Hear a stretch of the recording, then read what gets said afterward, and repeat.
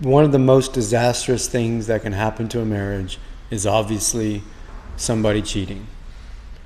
And in my opinion, in my worldview, it's worse if the woman cheats. And it's worse because men and women are not the same. And so what it takes for a woman to cheat, it typically, is far more than what it takes for a man to cheat. But regardless of that, the question is, should you leave your wife if she cheated on you?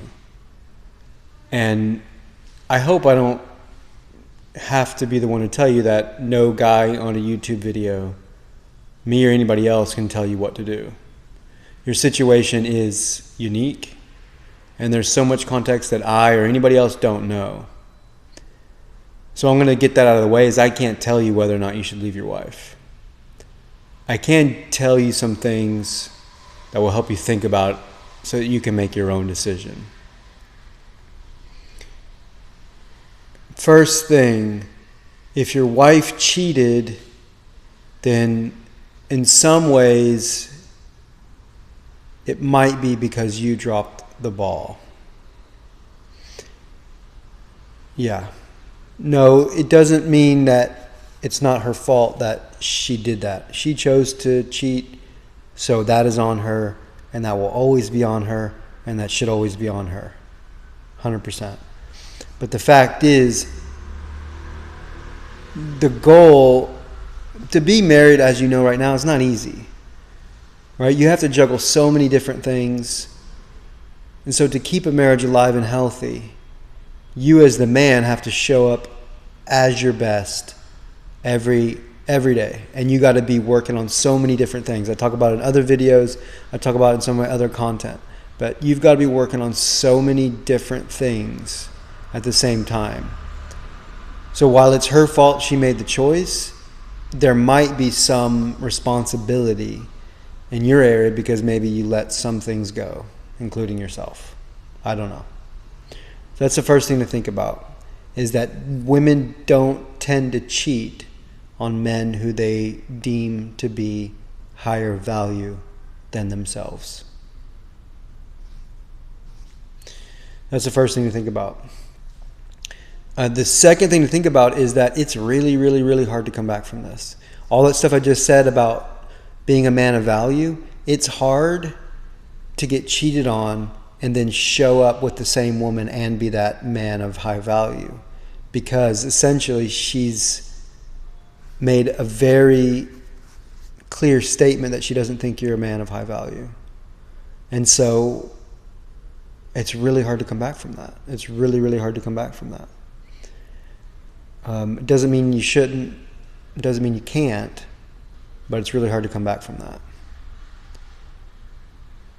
Now, it's like some kind of modern marriage therapists and things, they'll kind of,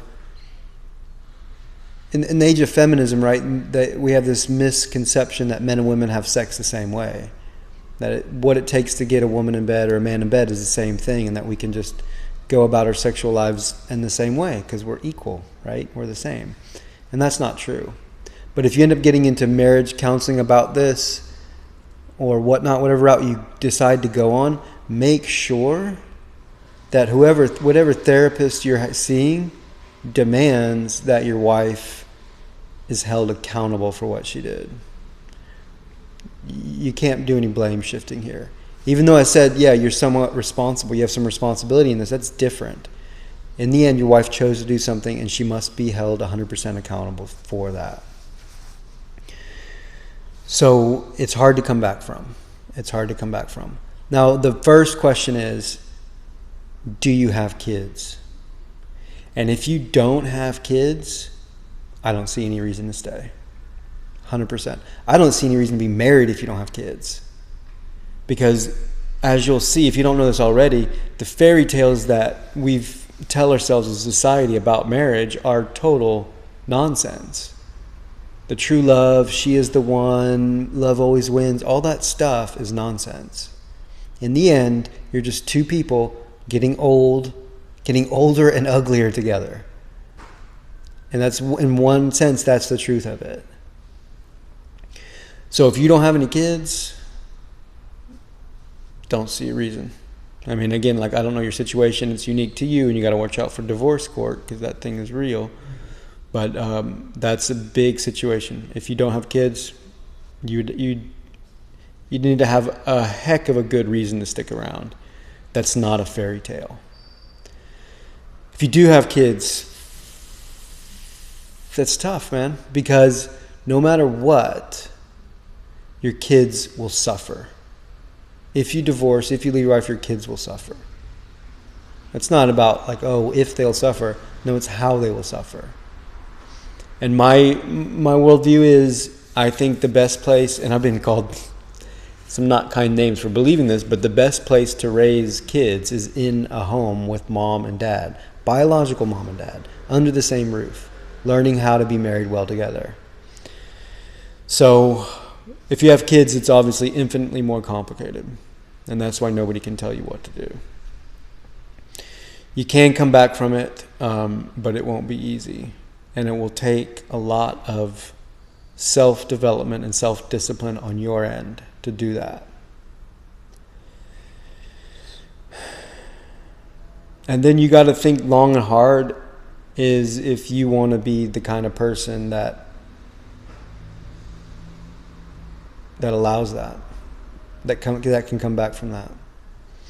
Because even though you have kids, you cannot fall on your sword. You can't stay in the marriage. You can't stay in the marriage just for the kids.